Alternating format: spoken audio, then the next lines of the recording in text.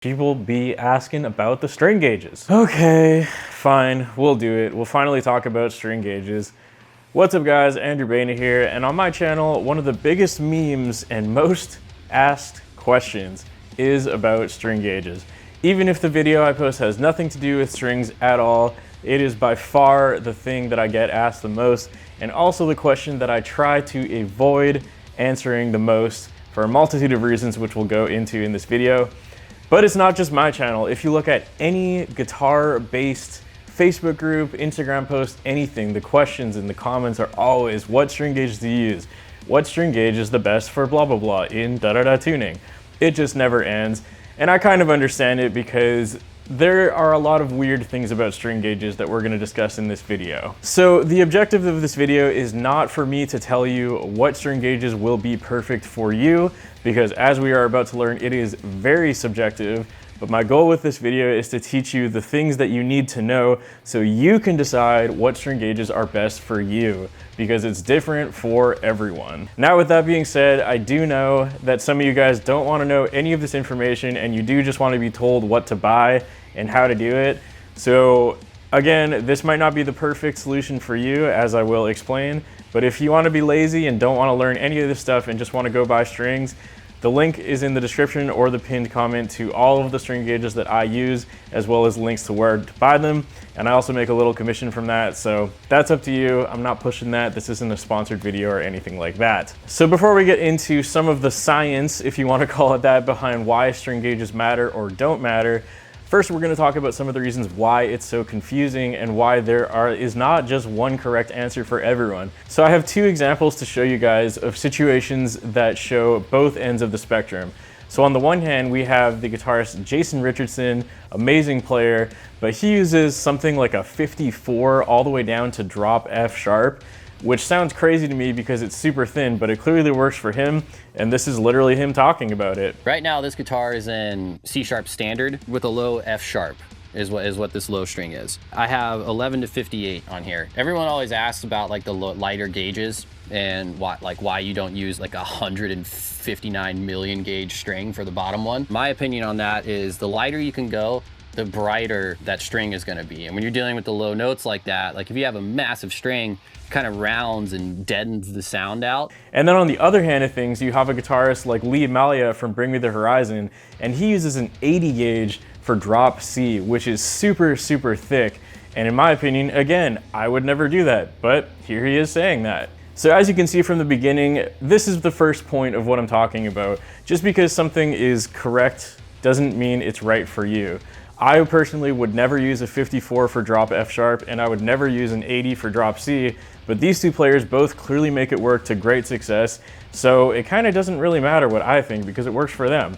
And that's a recurring theme you'll see during this video. So really my point with this section, before we go into the details of what you can look out for to make an informed decision, my point is, it's up to personal preference. Different things work for different people. Keep that in mind while you watch. So now that we have that out of the way, we're going to be talking about a few things you can look out for, which will help inform your decision on what string gauges will work best for you. So we have three definitions that are very important to know, and I'm also going to explain why they matter in terms of string gauges.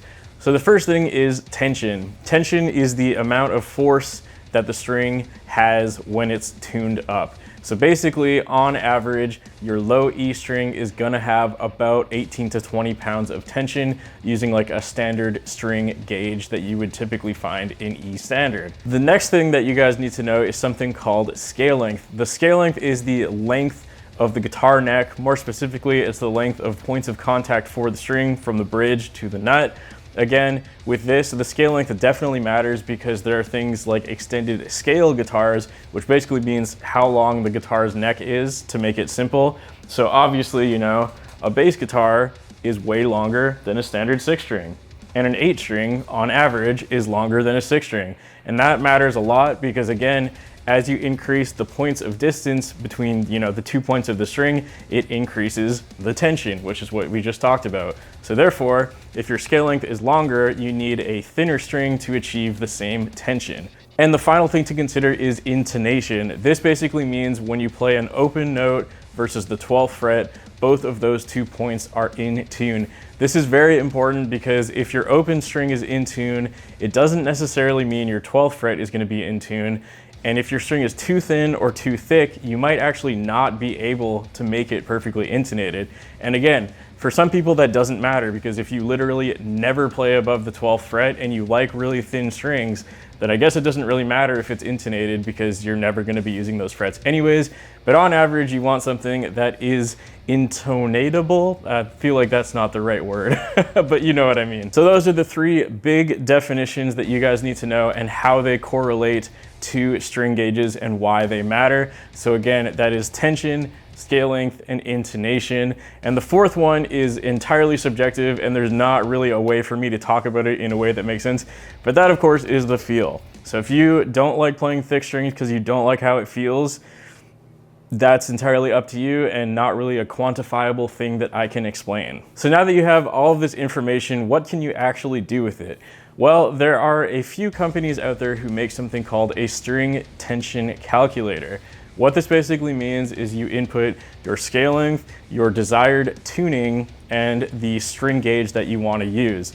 This is super useful if you, for example, are used to playing in, let's say you're used to playing in E standard, so you can plug in your string gauges in E standard on a string tension calculator, and it'll show you the amount of tension that each of those gauges have. So if you want to keep the tension exactly the same but tuned differently, all you really have to do is adjust the string gauges and the notes, and then as long as that tension is the same, then in theory, when you get that new set of strings, the guitar should feel the same but just be lower tuned. So that's like probably the easiest way to think of this.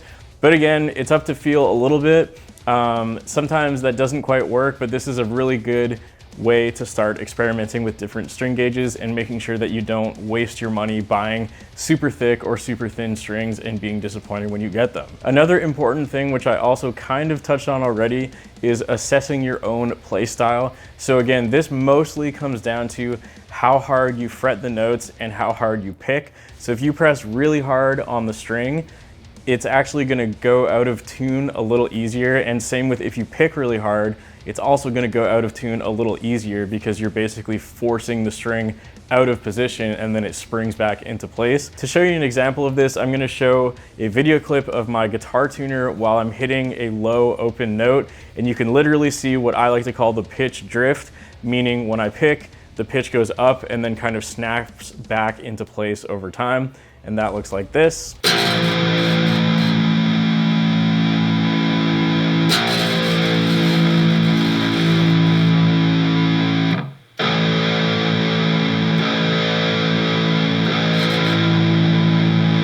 But yeah, that's pretty much it for this video. I was kind of dreading doing this one because, again, this is just such a widely debated topic in the guitar industry.